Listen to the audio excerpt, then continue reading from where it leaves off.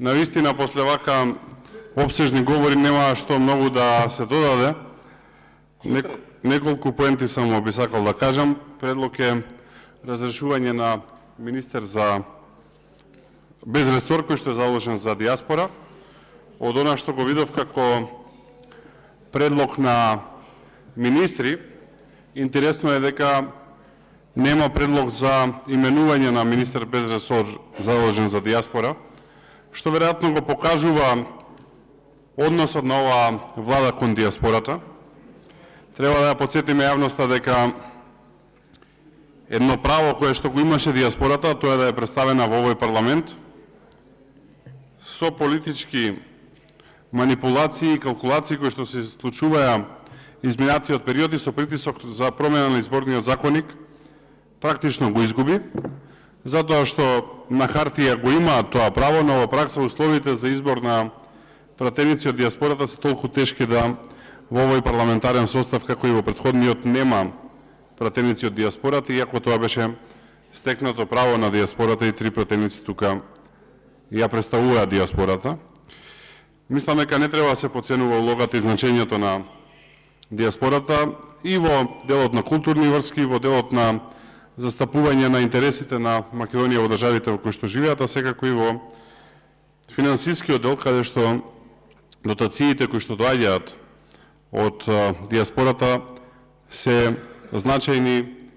и како девизен прилив, но исто така и ја зголемуваат јавната потрошувачка, затоа што бројни семејства живеат од тоа што како помош им го праќаат нивните роднини од странство. Во тој дел морам да дадам уште една забелешка, таа е поврзана со Агенцијата за иселеништво, односно работата на оваа агенција. Практично и да не гледаме поконкретни резултати од работата на агенцијата, ја нема во јавност, ја нема помеѓу диаспората,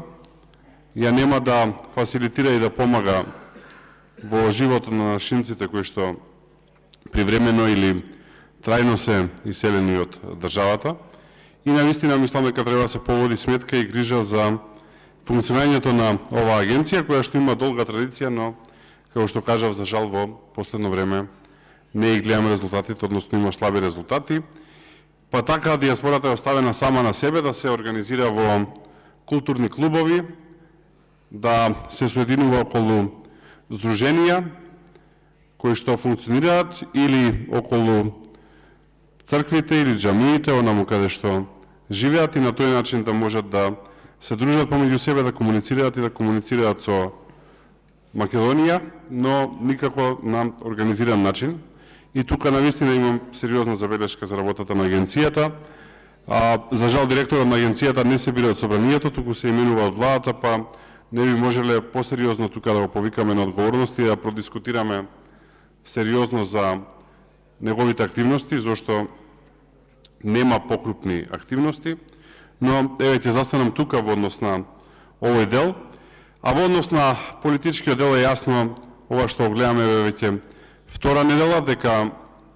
приказната на владата дека ќе се зголемува владиното мнозинство се распрсна како меуре од сапуница.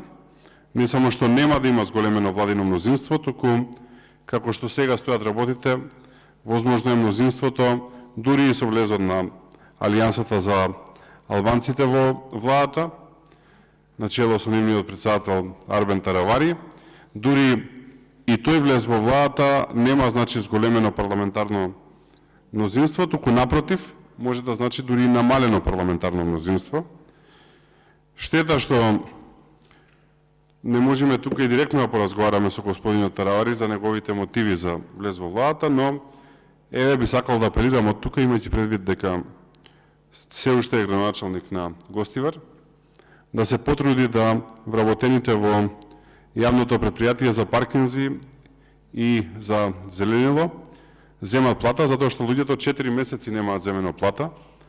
имајќи предвид дека очигледно се работи за еден исклучително способен менаџер. Еве, денес стигна информација дека луѓето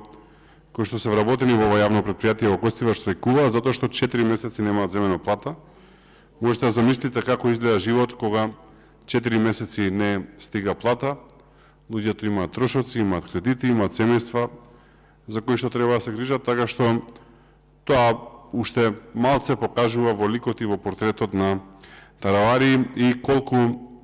целата приказна околу него очигледно била само еден надуван балон. Јас се застанам тука, ви благодарам и да кажам дека ќе продолжиме со овие дискусии и сметаме дека овие предлози кои што се тука на дневен ред не заслужуваат поддршка. Благодарам.